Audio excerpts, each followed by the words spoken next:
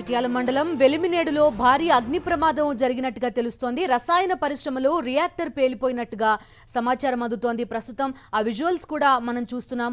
పెద్ద ఎత్తున పొగ ఆ చుట్టుపక్కల ప్రాంతాలు మొత్తం కమ్మేసిన పరిస్థితి, పలువురికి తీవ్ర గాయాలైనట్టుగా కూడా తెలుస్తోంది. పెద్ద ఎత్తున మంటలు ఎగసి పడుతున్నాయి. అలాగే భారీగా నల్లటి పొగ ఆ చుట్టుపక్కల ప్రాంతాలంతా కమ్మేసింది. ప్రస్తుతం అగ్నిమాపక యంత్రాలు ఆ పొగని అదుపు చేసే ప్రయత్నం చేస్తున్నాయి. మంటల్ని అదుపు చేసే ప్రయత్నంలో ప్రస్తుతం అగ్నిమాపక శాఖ అక్కడ నిమగ్నమై ఉంది.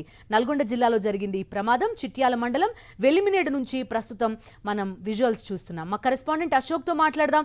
చెప్పండి అశోక్, కారణం ఏంటి రియాక్టర్ పేలడానికి? ప్రస్తుతం అక్కడ ఎలాంటి వాతావరణం ఉంది? మంటలు అదుపులోకి వచ్చాయా? డీటెయిల్స్ ఏంటి?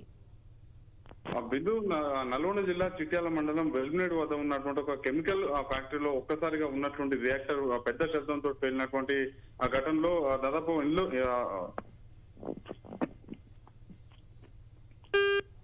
అశోక్, మీ లైన్ కట్ అయింది. ప్రస్తుతం రసాయన పరిశ్రమలో రియాక్టర్ పేలిన విజువల్స్ మనం చూస్తున్నాం. ఆ ప్రాంతం అంతా దట్టమైన పొగ కమ్మేసుకున్న పరిస్థితి, భారీ ఎత్తున మంటలు కూడా ఉన్నట్టుగా తెలుస్తోంది.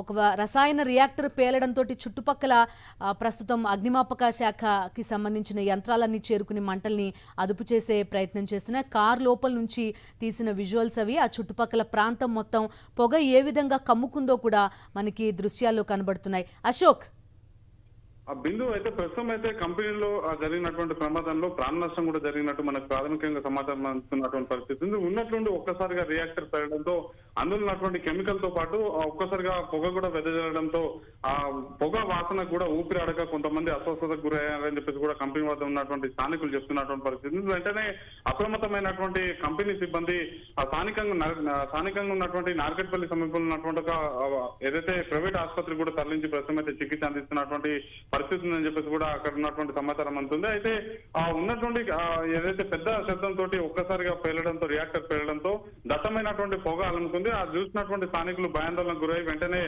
ఏదైతే స్థానికంగా ఉన్నటువంటి చిట్యాల పోలీసులకు సమాచారం అందించడంతో వారు ఫైర్ స్టేషన్ కి సమాచారం అందించి ఫైర్ ఇంజన్లను కూడా తీసుకొచ్చి అక్కడ ఆ మంటలతో పాటు పొగ కూడా అదుపులోకి తీసుకొచ్చేటువంటి ప్రయత్నం చేసినప్పుడు కూడా ప్రస్తుతం అయితే ఇంకా అక్కడ మంటలతో పాటు పొగ కూడా అదుపులోకి రానటువంటి పరిస్థితి కనిపిస్తుంది. అశోక్, రసాయన పరిశ్రమ అంటున్నారు, లీకేజెస్ ఏం లేనట్టేనా? వరకు కూడా కార్మికులు పనిచేస్తున్నారని చెప్పేసి వాళ్ళ పరిస్థితి ఏ విధంగా ఉంది, ఎంతమంది గాయపడ్డారు, ఇందులో ప్రాణ నష్టం జరిగితే ఎంతమంది చనిపోయారు, కార్మికులు ఎక్కడి వారు అనేది కూడా తెలియాల్సినటువంటి అవసరం అయితే ఉంది. బిందు.